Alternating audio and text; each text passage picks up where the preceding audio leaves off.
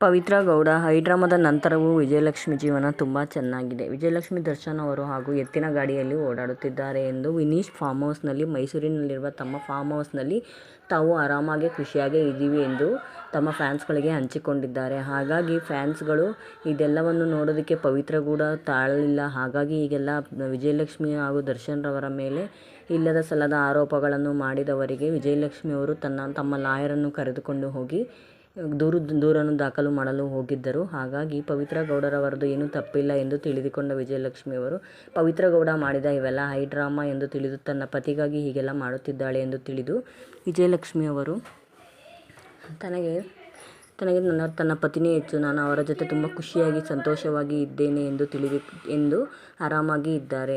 ಎಲ್ಲ ನೋಡಿದ ನೆಟ್ಟಿಗರು ಹೀಗೆ ಇರಬೇಕು, ಅತ್ತಿಗೆ ಯಾವಾಗಲೂ ಅಣ್ಣನ ಜೊತೆ ಹೀಗೆ ಖುಷಿಯಾಗಿ ಇರಬೇಕು ಎಂದು ಎಲ್ಲರೂ ಹಾರೈಸಿದ್ದಾರೆ.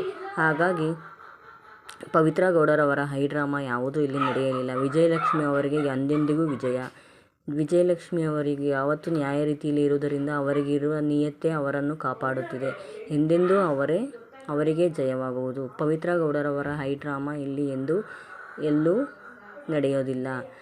ಡಿ ಬಾಸ್ ಹಾಗೂ ವಿಜಯಲಕ್ಷ್ಮಿ ಅವರು ಇನ್ನೂ ಹೀಗೆ ಚೆನ್ನಾಗಿರಬೇಕು ಎಂದು ನೆಟ್ಟಿಗರೆಲ್ಲ ಕಮೆಂಟ್ ಮಾಡಿ ತಿಳಿಸುತ್ತಿದ್ದಾರೆ. ಈ ವಿಡಿಯೋ ನಿಮಗೆ ಇಷ್ಟವಾದಲ್ಲಿ ಶೇರ್ ಮಾಡಿ, ಕಮೆಂಟ್ ಮಾಡಿ, ಲೈಕ್ ಮಾಡಿ.